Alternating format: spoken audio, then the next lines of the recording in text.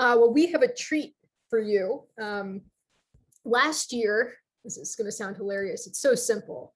Last year, we did this thing where we had leaders from hospitals take a photo of literally of a sheet of paper.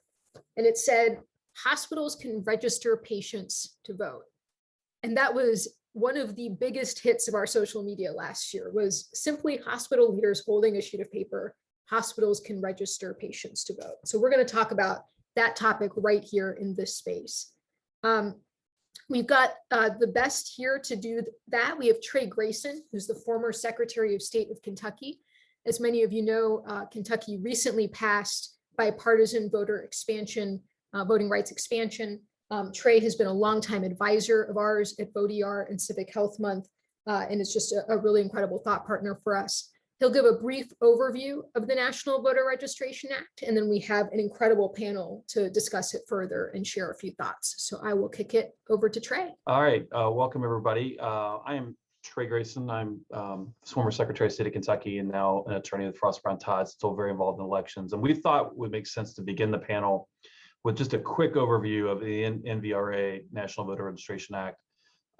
There's not going to be a deep dive. We don't expect, if you have some real technical questions, don't ask them here. But we just want to kind of get everybody up to speed on what NVRA is and what it means for, for the healthcare community. And then our guests are going to talk a little more about that. So let me get this thing in full screen and we'll share. Let's see, share my screen. All right, can you give me, Ali, can you give me screen share rights? Yes, you should have them shortly. Okay.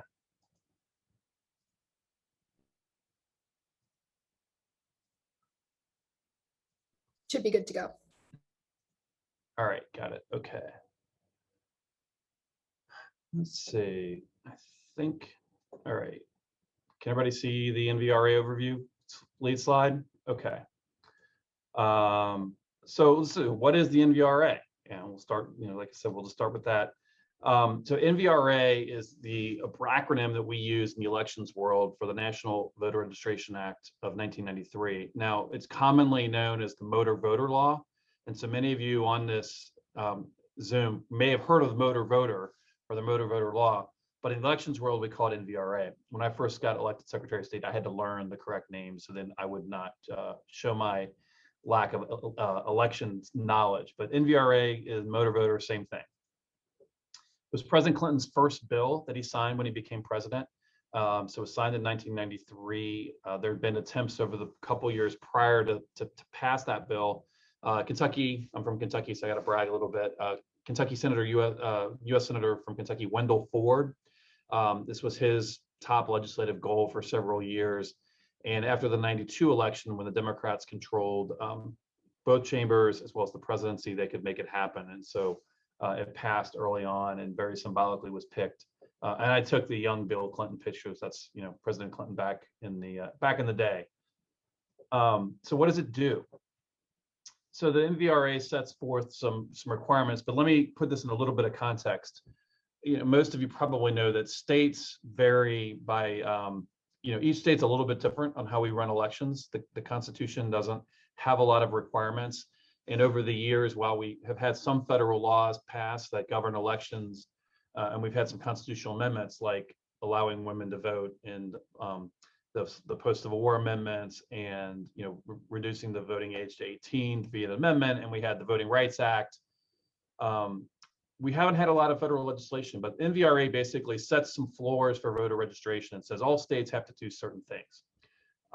And so one is that they had to offer voter registration at certain government agencies or other institutions, and it sets forth the rules that you have to follow. And this is the motor voter part, because the best known part of this was that people could get their voter registration done at the DMV or updated at the DMV. And this was important because when people moved around, especially in areas where you have cars, you'd go get your new driver's license with your new address. And most of the times people moved, they needed to update their address, get a new driver's license, and then we could just capture that at the time. And so usually what that meant, starting in the 90s, was there'd be a card that would be printed out or offered to you, and you could sign it. And the folks doing your car paperwork transaction, your driver's license transaction, would make sure that got back to the polls, the folks that administered elections.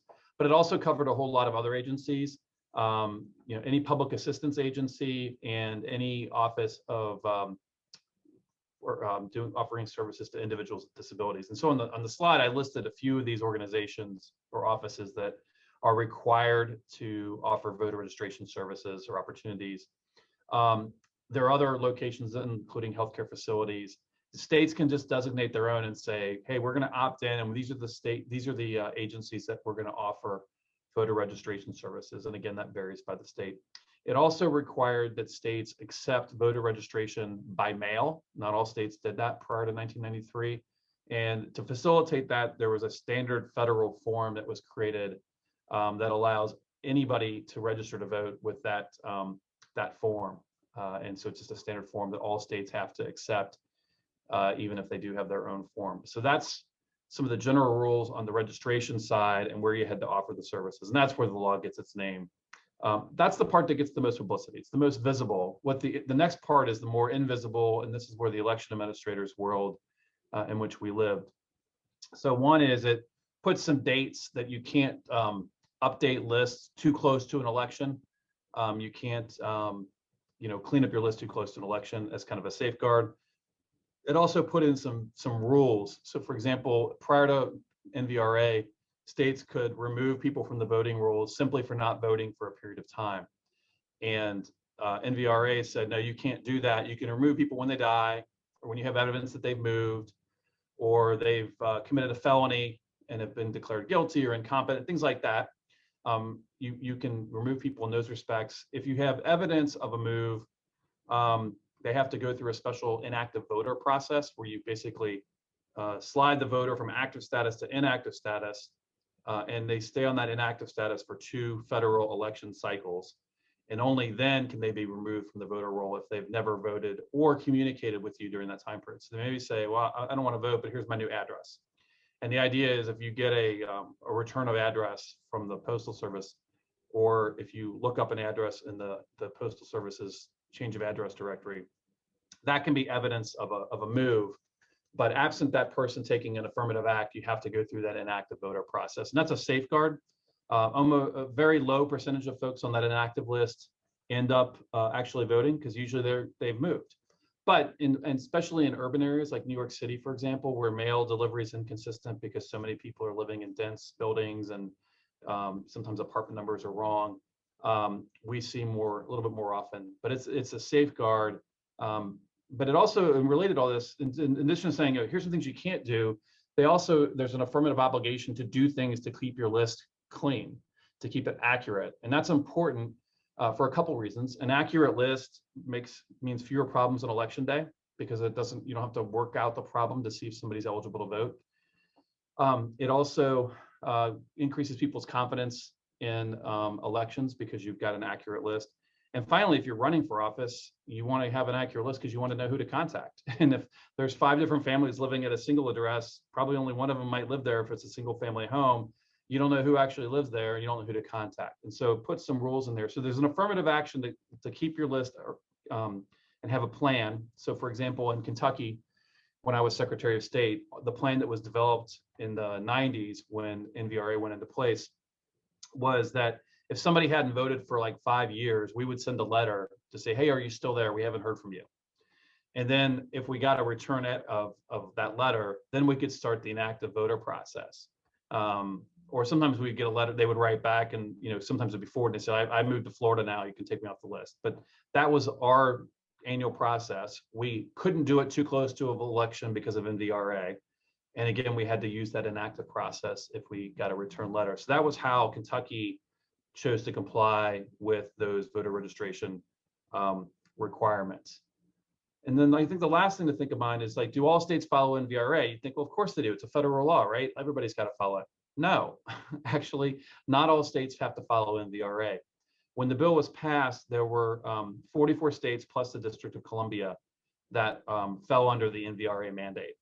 The other 6 states, which are Idaho, Minnesota, New Hampshire, North Dakota, Wisconsin, and Wyoming did not have to comply with NVRA. And the reason is they fell into one of two categories at that particular time, and then they had to keep that status going forward. So you could lose your grandfather, if you will, status. And so the two categories were, do you offer same-day registration? So in all the other states, the other 44 either didn't offer a same-day registration. So most states require you to register or update your registration about 4 weeks to a month ahead of election for administrative purposes. But then those states, except I think it's North Dakota might be the one that didn't fall into this category. The others had same-day registration, so you could come in on election day. Usually you had to go to the main office of the clerks or the county or whoever the official in charge of the jurisdiction for voting was. You'd go in and prove who you were, prove your residency, and you could actually vote that day even if you weren't registered.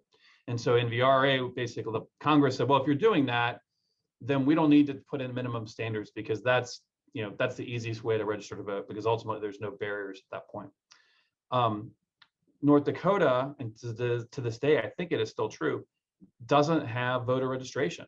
You just show up and say who you are, and they let you vote. I actually know how that worked. I don't understand how that worked, but I remember Al Jaeger, who's been the Secretary of State there for about 20 years. He's in his last term now. Al said it works well for us. And so that's what North Dakota did. And because of that, they don't need to follow voter registration requirements because they don't have voter registration. But again, these states have to keep these policies in effect. The other thing to keep in mind is that technically NVRA only covers federal elections because Congress doesn't have the authority to regulate state elections. But there's a couple things to note about that. One, when you're like last year, for example, we had a presidential election, but there were states that elected governors and city council members and county elected officials and state legislators. And the reality is, whatever is on the ballot in a given year, if it's a federal year, they're all going to be run under those same rules. And then all the other 44 states went ahead and adopted a state version of NVRA to cover their other races. And that way, you don't have separate rules for the even numbered years or for primaries or special elections. And so the NVRA basically is the law of the land in those 44 states, regardless of the election, because states opted in for their own state version. So then the last question, and then we'll start our panel discussion, is, can hospitals and other healthcare facilities register voters? And there was a question about this prior to NVRA, but thanks to the law, it made it clear that you can do that. And that's what we want to talk about today. We've got a group of experts who can give you some different perspectives on how to do this. And we will start to hear from them. And let me turn off my screen sharing, and we'll, let's see here. Stop video. No, not stop video. In my share. Stop share. Okay. So that is the NVRA overview. If anybody has any questions, if you want to stick it in the chat, we'll come back to it at the end. But don't ask real technical questions about NVRA. That's not the purpose of this. We're not going to do a quiz you on this.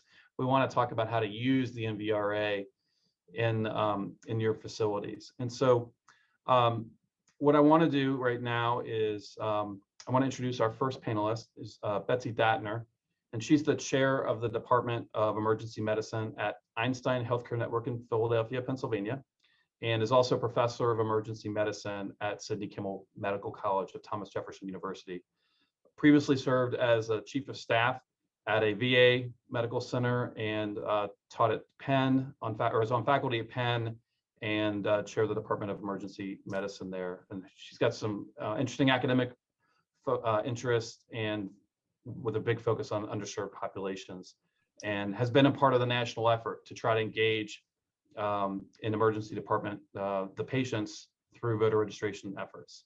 So Einstein was one of Vot-ER's earliest partners, and they were already, even before Vot-ER, engaging and supporting staff and patients to vote. So why don't you, Betsy, talk a little bit about what you did and how does it work? So tell us about Einstein's commitment to helping out voters.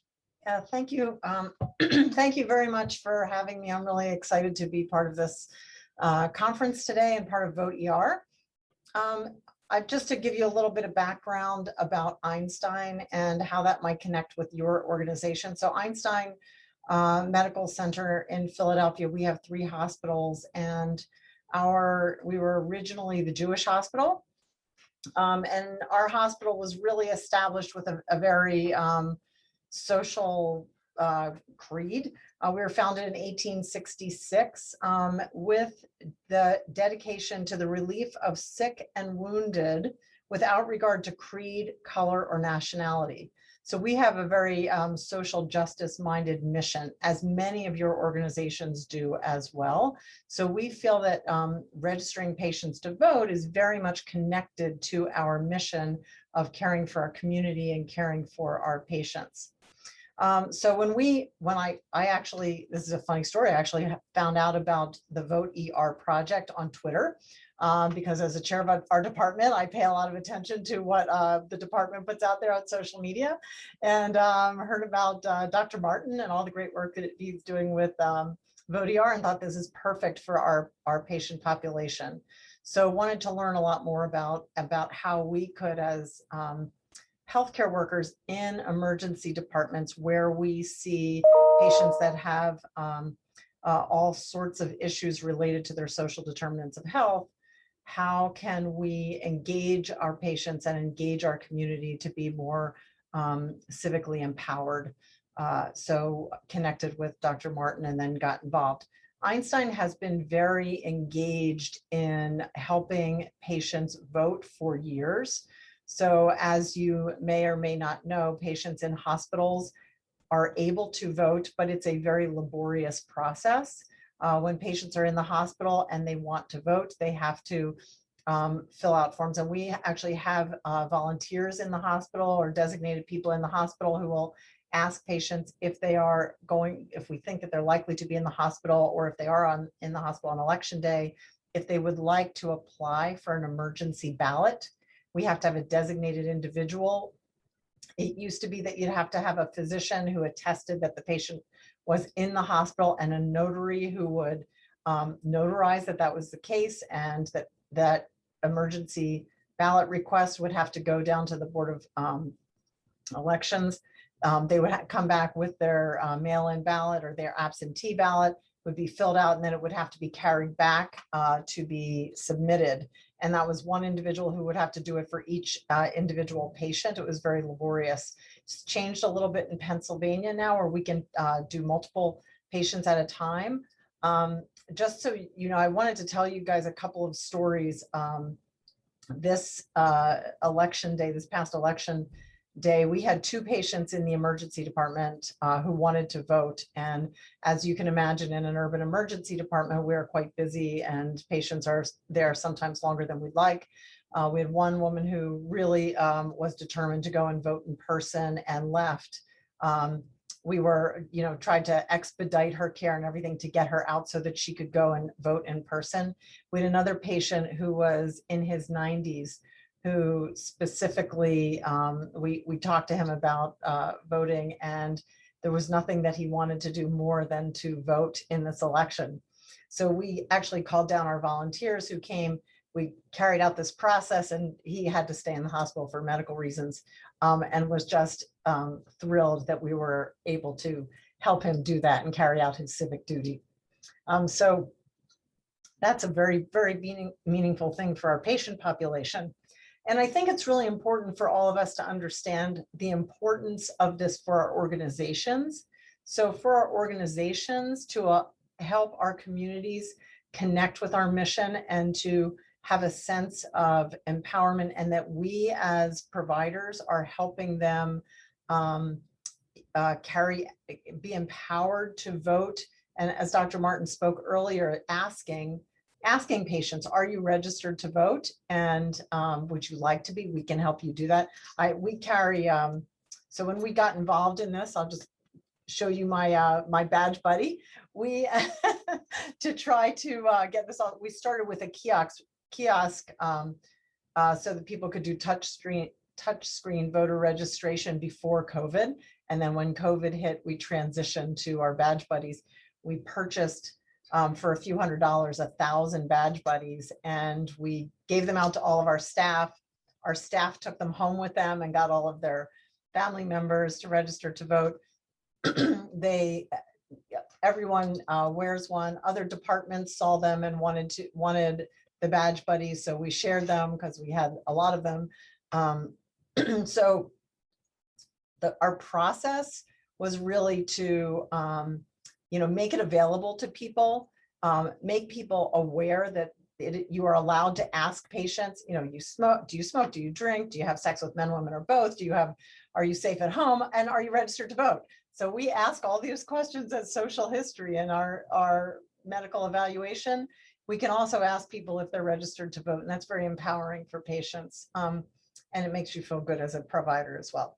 So that's how our process worked. One of the other things that I do want to mention is that we have 3 hospitals. Our main academic hospital is in North Philadelphia, which is one of the, our surrounding zip codes are the poorest area in the state of Pennsylvania. So we have tremendous unserved needs here in our community. One of our other hospitals is in the suburbs just outside of Philadelphia, which you all heard about during the election, a very different kind of population.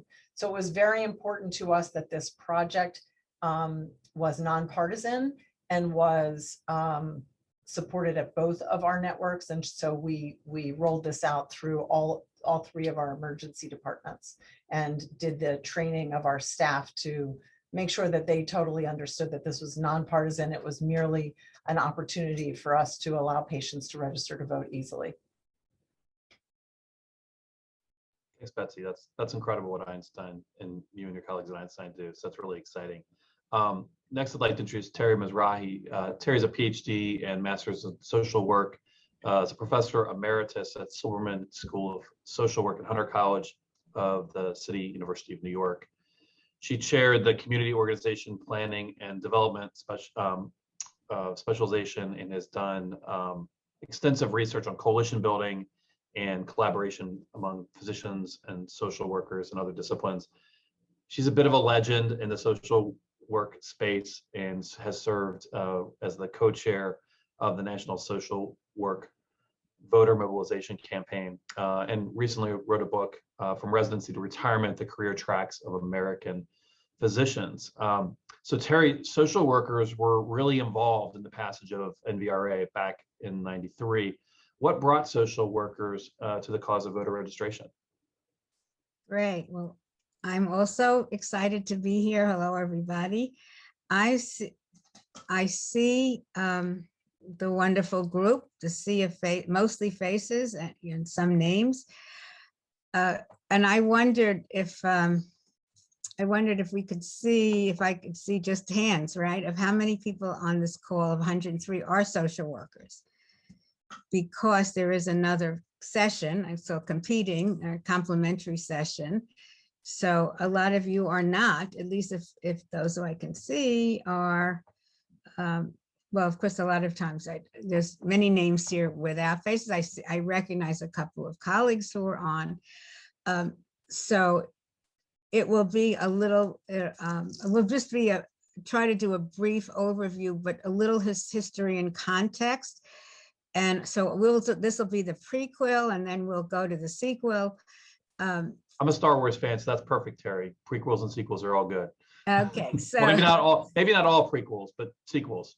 Yeah, well, the prequel is that again, because I'm seeing folks many who are not social workers, but I think even in my own community, the National Voter Registration Act was spearheaded by 2 social workers, and you may not have known, Richard Cloward and Fran Piven, and there's a wonderful photo that many of us seen. It's classic with them sitting next to President Clinton signing the bill. And it's kind of exciting for us to know that this was one of our premier and very progressive achievements for us on a macro level, on a policy level.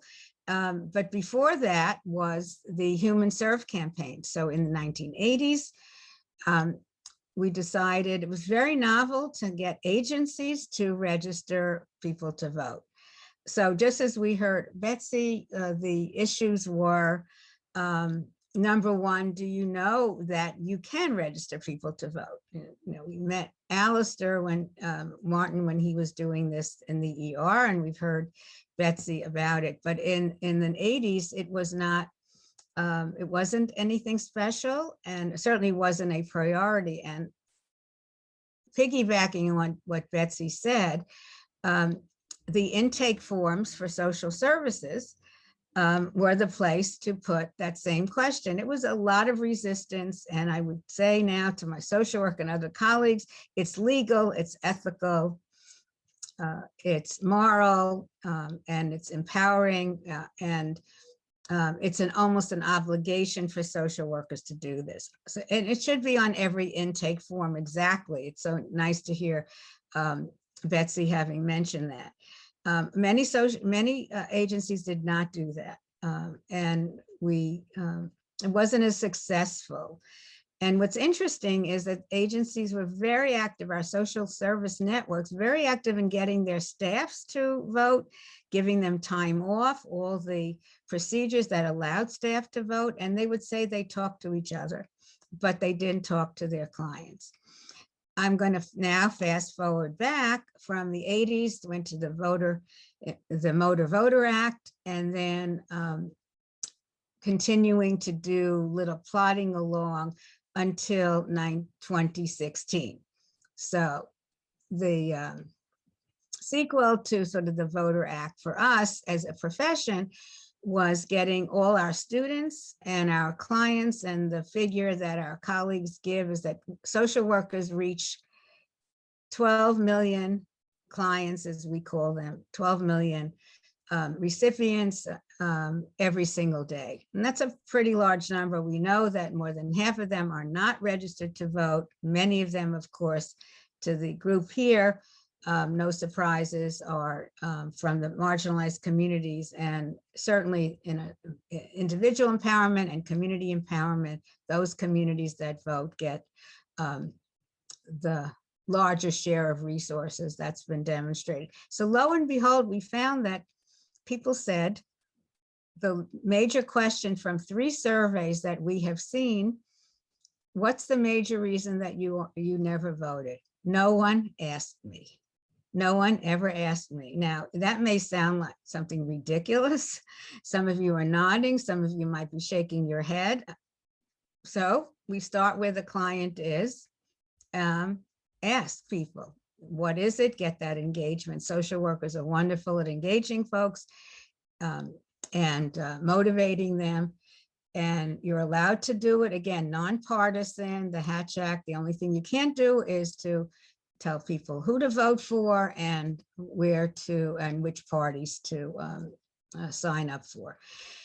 And so the couple of more sentences for this background. The first question, in 2016, we asked our students at Silverman School of Social Work, we had about 300 students, and we asked them a very simple question, where you may know that all social workers have internships.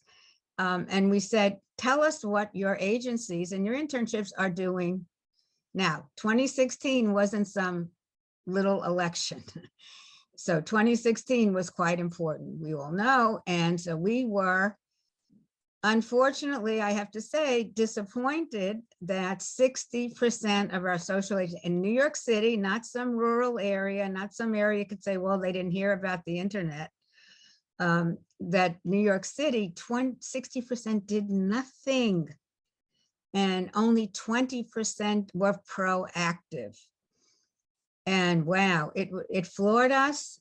And the short version is I and a couple of colleagues started to share this. The good news is what the students did was stimulate folks who are a little shy and to prod their agencies, and many were successful. And we now have votingisocialwork.org. So if you haven't seen the website, www.votingisocialwork.org has become our hub, our home, an amazing resource, not just for social workers, for every article, every field work, every course assignment, anything that you want to know, including, of course, the link to Voting-ER.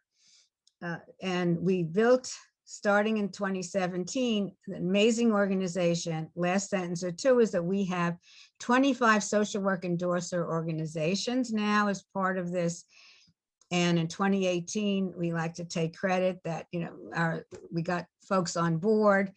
And I'm going to end and then come back to how we mobilize more people coming forward post 2020 when it's not a presidential election, is where is the resistance? And I think the resistance is a passive resistance. It's too much work. They don't see it as part of their practice. And until we integrate it into, whether it's nursing practice, physicians, medical students, physical therapists, and physicians into their practice, then it's going to be not another, oh no, not another thing to do. We have to get rid of, oh no, it's not another thing to do. Yes, it's a priority. Yes, it makes a difference. And we are geared up post 2010 to continue the effort. Thanks, Terry. While you were talking, I actually found that photo. So I'm going to do a quick screen share Thank you. of the two of them right behind President Clinton. So. Oh, okay. Right there. So the two, I don't know if you can see my cursor, but the older gentleman straight behind President Clinton with the glasses, and the woman, those are the two social workers that Terry referenced. And so they were right there at the ceremony. They had a pretty good seat, pretty good view, like make sure he actually signed that bill, looking over his shoulder. Yeah, thank you for finding it. Thanks. You're welcome. Well, when you said it was a famous photo, I'm like, I bet I can find that. And you're right, it was. So thanks, Terry, that was great. Brenda Wright is our next speaker. Brenda is the Interim Director of Legal Services at Demos. She's led many legal and policy initiatives on voting rights, campaign finance reform, redistricting, election administration, and other democratic and electoral reform issues, and is a nationally known expert in this area. She's argued 2 cases before the United States Supreme Court. Before joining Demos in 2007, she served as the managing attorney at the National Voting Rights Institute. And if I can put a plug in for Demos, they are probably the foremost entity in making sure that the NVRA compliance, especially at the non-DMVs, but the social service agencies, without Demos efforts, aggressive efforts, we wouldn't have the compliance that we have, and the compliance is where it needs to be.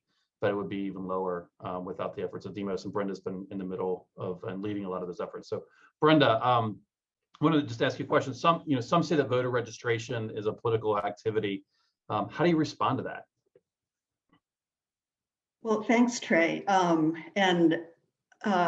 First of all, I just want to, say how exciting it is for me to be part of this, how thrilled I was when I first heard about Vot-ER. And I'm just in awe of the work that you all are doing on providing voter registration to the people you serve. So much of what Terry said about the history of the NVRA really, resonated with me too, because I was a junior lawyer at the Lawyers Committee for Civil Rights Under Law in 1993 when the NVRA was enacted, and recall very well what an important step it was. The photo of Francis and Richard really made me smile. So to answer your question, Trey, I guess I have to say that, from where I sit as someone who has, advocated to protect the right to vote for a long time, I find the question about is voter registration political a little frustrating, if not sad. And, because I come to the issue of voting, as I think so many of us here do, not as just a right that's really sacred, but also as an act of civic duty that demonstrates people's faith, in our democracy. And just have a really strong belief that a strong democracy requires the broadest possible participation. And to me, the process of voter registration, far from being a political act, is nothing more than an administrative process that people have to go through in order to become eligible to exercise their right to vote. So why wouldn't we make it as convenient and easy as we can for people to go through that process and navigate what they need to navigate in order to get onto the rolls. And I think another way of illustrating that is to think about the voter registration that goes on, every day at the DMVs under the NVRA. Nobody looks at that and says, gosh, that's political. I think there's, a clearly well-established understanding that we did this under the NVRA because making voter registration available in day-to-day transactions in people's lives simply makes it convenient and allows people to overcome a barrier to participation that they might otherwise not be able to overcome. And so I think one other point that underscores this, I think, is that when I register to vote at a DMV or at a public assistance office, that's something that goes on year round. It's not tied to any particular election or any particular candidate or any, particular election cycle. And, Terry's figure that just blew my mind of how social workers serve 12 million people every day just really underscores that you're actually, I feel by doing agency-based voter registration, you're removing it from the political process. It's much less, or from political connotations. To me, it's much less political than a candidate coming to your front door and handing you a voter registration form and urging you to vote for them. Instead, when you simply make it a regularized part of transactions that members of the public and clients and everyone can take part in year round, you actually, I think, are removing it from politics. And so I find that question a little frustrating. It is, it is a question you hear every now and then, and I think might, sometimes give people pause about it, but I think if you really look at the reality of what voter registration is, that's a question that we can answer very easily. Yeah, thanks, Brenda. You're right. I mean, I think it is one of these questions where it's frustrating that it's asked. We have a great answer, and for healthcare providers and those institutions that do that, I could see where they might have to have that question because it's something new, and we live in a really political time right now.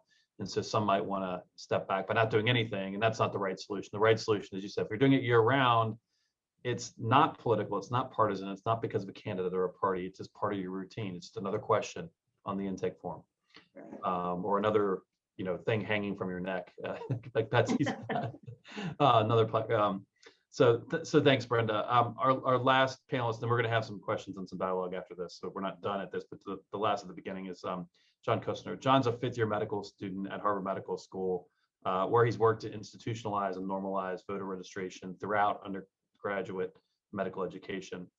He served as the co-chair of the AMSA National Med Out the Vote campaign for 2018 through 2020 in those two cycles.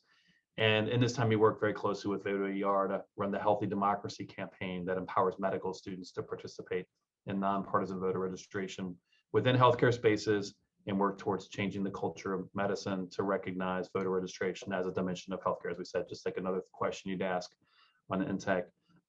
So John, if it's legal, why do you think hospitals haven't done this yet? Why isn't it more routine? Wonderful. Thank you for having me here. Thank you for the question, Trey. As I was thinking a response to this question, I think I break it down probably into two principal barriers that continue to exist. The first being optics and the second being logistics. So as Brenda spoke to, for optics, I think a lot of people performing this work and for institutions that house this work, nonpartisan voter registration, there's some sense that it feels partisan.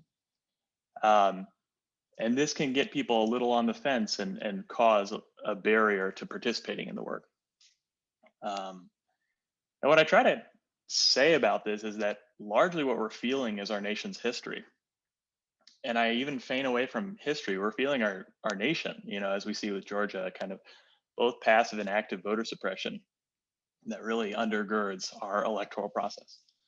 And this targeted voter suppression has been towards low-income individuals, Black and brown communities, and the young, kind of three primary populations. And so as we all work to enfranchise folks in a broad-based way, nonpartisan, pro-participation, we start to face a selection bias, and it's all the more revealing if the people that we subsequently enfranchise are voting as a block. And so I think if we start to see that, if we start to see criticism levied that this is partisan work, that you're just trying to do, you know, one thing on one issue or one party, to turn the leaf over and understand why are there so many like issue, like minded folks to enfranchise. And so I think looking at the other side of it starts to normalize the issue of what are we coming out of? And of course, we're going to feel tension coming out of this history. You know, it's been very deliberate to be one-sided, perhaps. And then the second is logistics. And this breaks down in many ways, but I think as we all are thinking of perhaps starting these things at our institutions, the one I'll speak to is when an institutional culture is nascent in voter registration, say in healthcare spaces, it's really important to define kind of who owns this, who is leading this, who is the champion. And so Dr. Datner, wonderful at Einstein that you were able to take this forward, even find funding to procure some resources for this. But without an individual like that, it's really difficult to normalize this at an institution, to, I don't know if you say indoctrinate new folks to say, this is what we do here, this is normal, without somebody to really go back to house this. Operationalizing any initiative will be difficult if there's not somebody who is accountable to it, who it will fall back on. So I think for those two reasons, we have seen kind of steady, but not as substantial uptake in healthcare spaces. The optics turn people off, and the logistics, everyone has a lot on their plate, and so it's not clear who owns it. You know, I think one thing that's been helpful is with the advanced technology, it's so much easier. I mean, you've got that 3D barcode, Betsy, on your placard there, and as opposed to having to carry a bunch of voter registration cards around. I mean, I can think back, I turned 21 in my first election voting was like 1990, right before the NVRA, and I was the one who registered all my friends. So I always had a stack of voter registration, and I was Secretary of State. I had a stack of voter registration cards in my trunk, you know, so I could always register people or update their addresses, or if they wanted to switch parties because Kentucky was a closed primary state, you know, I could help them with that. Well, now, you know, when my daughter turned 16, she just pulled out or turned 18, excuse me, just pulled out her phone. Actually, she did it when she was 16, because the next election when she was going to be 18. And she's like, I wonder if I can do this. I'm like, give it a try. She pulls out her phone, she goes to the website, and boom, she's registered to vote. So it's a lot easier, to your second point now, to overcome some of that. So let me go, I'm gonna do another round of questions. So Betsy, back to you. How can we get more hospitals to follow your lead and Einstein's lead, and take on your example of mobilizing an entire system to do voter registration? What are your thoughts on that? So I would say that one of the key things, as John said, is that you have to have a champion. You have to have someone who understands the importance of this and wants to move it forward.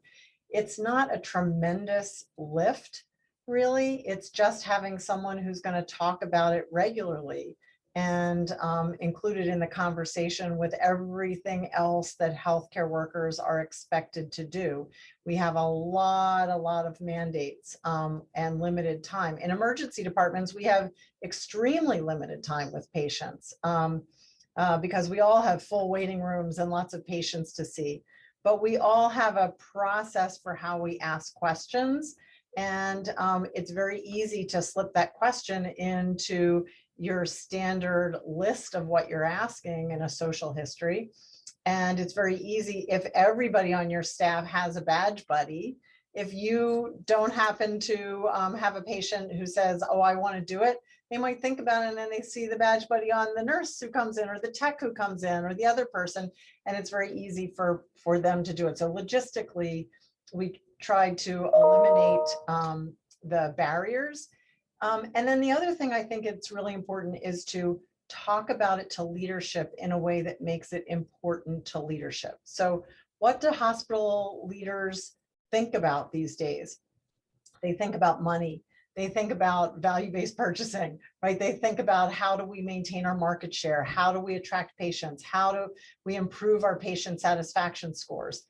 And those are all things that you can talk to them about in the elevator with your elevator pitch. That, you know, I had this patient the other day who was so thrilled that Einstein cares if they're registered to vote. They say that, you know, Einstein is their preferred hospital because we care about them as a community. How long does it take you to say that to someone in an elevator? Hey, let me tell you this great story. So I think that understanding the connection between this initiative and the things that are very meaningful to your organization, to maintain their patient satisfaction, their market share, to have repeat customers, repeat visits from patients. Those are things that speak to leadership. And it's not a lot of money to print up a bunch of badge buddies and then people start asking questions. I even gave one to the newspaper guy in front of the hospital who sells newspapers to everybody driving by on Broad Street. So, and they're branded. They're branded for your hospital. So the marketing department loved it. So I don't think it's a heavy lift. I just think you have to have one or two people who are very interested and willing to talk about it. Yeah, I think it is interesting because we're seeing in the other broader corporate communities, the branding idea of being a good citizen and being involved in voter registration. We saw a lot of companies step up last year to provide poll workers and other assistance that we needed because we were voting in a pandemic, and it really changed things up. And now we're seeing businesses step up to engage on the actual bills and legislation. And at our organization, I would say, you know, connect with your government relations folks who we have a very active and strong Director of Government Relations, Bill Ryan, and our CEO, Dixie James, our COO, Dixie James, and our CEO. We're very engaged and willing to listen to this and participate in it. So because our mission is to care for communities, keep communities healthy. All organizations have that mission. All healthcare organizations have that mission. Yeah. Thanks. I'm glad you mentioned the government relations folks. That's a great suggestion to engage them. Thanks, Betsy. Terry, you talked a lot earlier about the legacy, and we saw that legacy very clearly with that picture of voting and civic engagement in the social work space, and how that relates to the current way that social workers are viewed in hospitals and the work that they currently do. So how does that past translate to the present and in this space? And you're on mute still, Terry. Beyond 2020, where we are now and where we're going. And one of the ways we're going is to build these coalitions and partnerships. And that's how we became a partner, if you will, a collaborator with Vot-ER. And I guess Alistair tells the story of how a social worker kind of inspired him to start to register people and know more about the resources. So social workers know a lot about how to navigate systems and know how to connect people to resources. So we say you can't do it alone. And one of the things we're doing is to make the field the hub of our campaign of voting as social work. And why is the field so important? Meaning the agencies, because the field instructor, as we call the supervisor of our students, connects both to the agency, which connects to other staff and all the clients, and then it connects back. They are also educators relating to the academic environment. So the field is the hub, which is the way we move forward, and engaging the field instructors who have 1 foot in academia and 1 foot in the practice world is where we've built those webs, a ripple effect. So what we've done and continue to do is involve the social work organizations. I think on another panel tomorrow, you're going to hear from another group of social workers, and the Society of Social Work Leaders in Healthcare are the directors and the managers and supervisors of social workers in hospitals and long-term care facilities and in primary care. So that's one of sort of understanding the connections and relationships. So the second then is the same question that some of the comments I just heard earlier, is making it easy, and integrating civic participation and civic engagement and voter registration, and tying it to democracy and democratic and human rights is again something. So it's not an isolated event. Not only is it political, it is political. I mean, I don't have a problem with political, but separating political from partisan. And that's where people get it mixed up. It's political, certainly activist, but it's not in where we're sitting, not partisan. So the connection is, how do you do it, right? Or where do you do it? How do you make it easy? And where are those stories? So again, on our website, we put 20 stories of what students have done, because there's nothing like somebody saying, oh, we can't do that here, and say, oh yeah, here's the story. Yes, you can. Here's what the dean of the other school did. Here's what the faculty teach in a social policy class. Here's some of the assignments you can give students. So I think we need, very practical alternatives, and we need to challenge people who say we can't do that. I presented to a whole group of students on Monday night at, again, the Silverman School of Social Work. We take pride that our school is on a community-based and activist students and very diverse. And this group of 50 students, again, I asked them, raise your hand, how many of your agencies were involved? Half didn't. How many registered folks? Again, a quarter did. They were honest, but I hope I'm motivated by the end that they could be the change agents. So I love the idea that Jonathan is medical students, there's a nursing student organization. I think students are our best bet. They challenge the agencies. They become the how come kids, like my son, how come I can't do? How come is a word that students have the legitimacy to ask. How come we don't have, right? And how come where is this?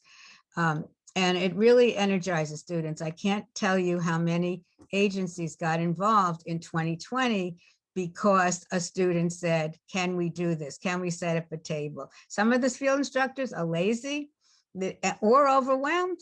They don't think it's a priority. And I'll end with saying, in another question, another resistance, if you will, is either they're not immigrant, they're not citizens, they can't vote, or they're too young to vote.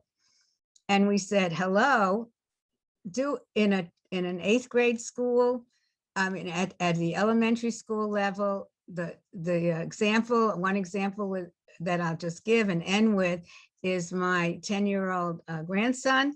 His school had, prior to 2020, they had a whole election campaign unit, and they had a campaign, and what was the issue? Which dessert was the most popular? They had to make presentations, they had to convince people, they had to bring in, demonstrate at home because they were all online, that this was a dessert, convince them, make pictures, and then they actually took a vote and they voted, and it wound up being vanilla ice cream. And I can't tell you, and the teachers made badges. So students pasted a badge on them, 10 years old. Now they're gonna go home and show their parents and their grandparents and maybe convince others that they could do it. So don't tell me they're too young or they can't vote. Why are we doing it? The teachers who are doing this just enlighten the world, enlighten the world, enlighten the world. That's great, Tara. When I was Secretary of State, we got a grant actually to run a souped up mock election in high schools in Kentucky. And we didn't do it in every county because we set it up with some controls so we could see whether it actually increased turnout. Unfortunately, you need to repeat it over and over, but there was this idea that if, hey, what'd you do in with school today? Well, actually, we had a mock election. Let me tell you all about it. And like, oh, I need to register. Oh, I need to update my registration, or I need to find out who's on the ballot. I mean, there is there have been some studies that have shown that when kids talk about these issues with their parents are more likely to vote. So They love it. And yeah, it works. So thanks, Terry.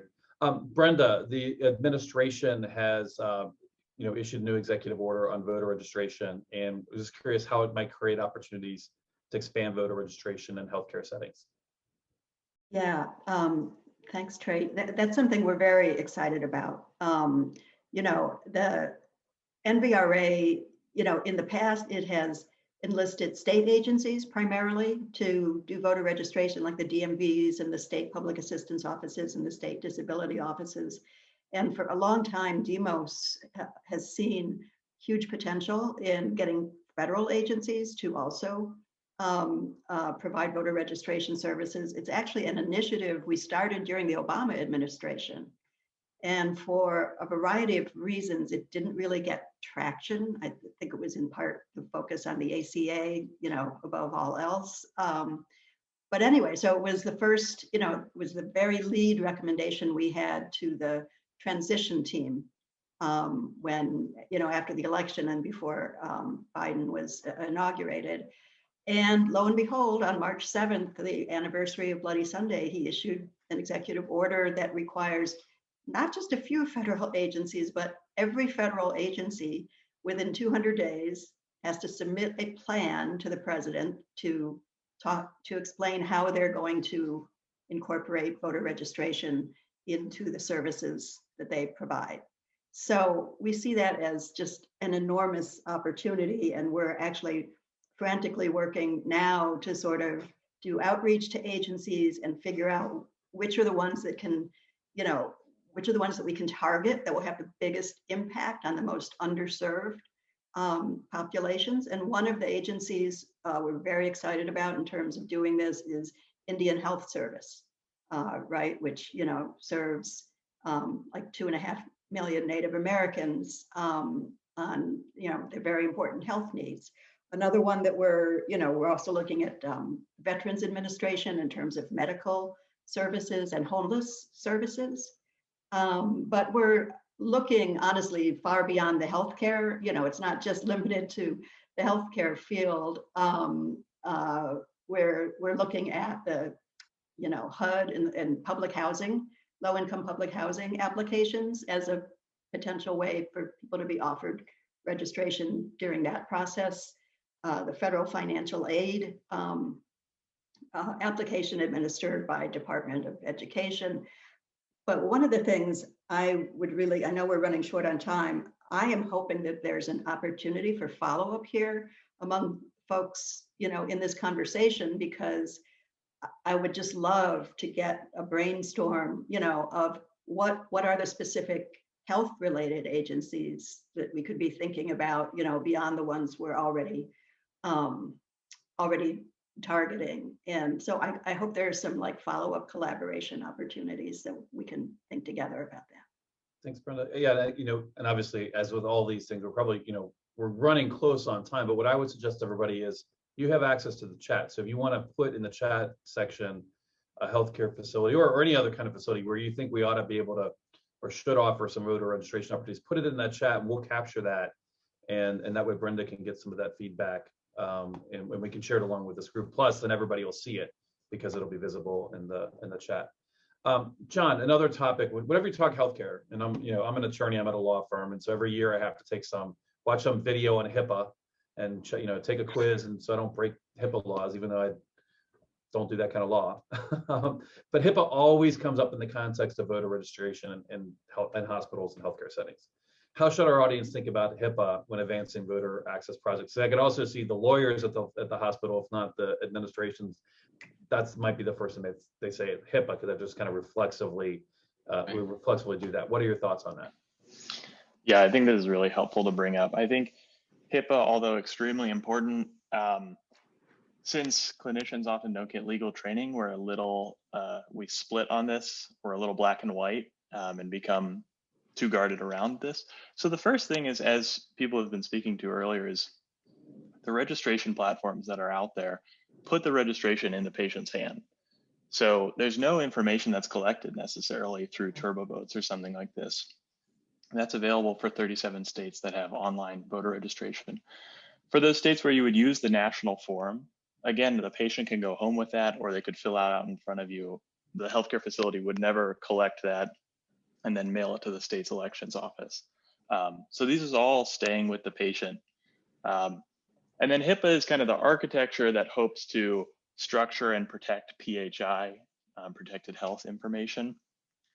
And things, as we get into this, things like driver's licenses could be protected health information if they are paired with health information like diagnoses or billing codes or something like this, which will never come up on a voter registration form. So although it's important to be delicate when discussing HIPAA protected PHI, these voter registration forms really wouldn't approach that space, even if they were collected, which is another layer of support they never will be on the healthcare side of things. Thanks, John. Well, it's been a great conversation, and I know we could keep going, but we've got to stay on schedule. So I'm going to kick it back to Aaliyah, who's got some closing comments for everybody. So, but thanks, Betsy, thanks, Terry, Brenda, and John for a great conversation, and we got some great numbers and attendance in the room. So, Aaliyah, why don't you close us off? You know, it's so funny. I thought, oh, we've got a social work leader, some health leaders, we've got some democracy leaders. So we'll have like kind of 3 perspectives. And I found that each of you brought a really unique angle on the work and also where the work can go. So thank you all so much. I just want to share a few resources that we have at Vot-ER to help you with this. You know, we gave the longer discussion more to make sure everyone here was deeply steeped in it. But if you ever need to just share some thoughts with a healthcare leader in your organization, you can come to our FAQ page, which we'll drop in the chat. And there's a little downloadable sheet right here that gives an overview of the National Voter Registration Act, what to say about HIPAA, IRS code, those sorts of things. So we try to make it really easy for you to have the resources you need to go back to your leadership and administration. So for FAQs, including ones like this, let's see if I can figure this out. This is the FAQ document or the FAQ page right here. And then the downloadable 2-pager is right here. Ooh, no, it's not right here. 1 second.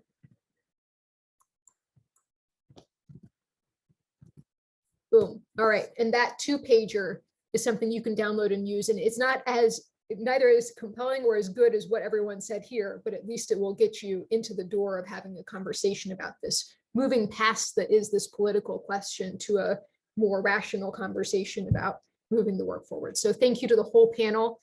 This was an incredible group with an incredible range of perspectives, and keep those thoughts coming in the chat about how the upcoming, this kind of executive decision can flow into our work in a really thoughtful and effective way.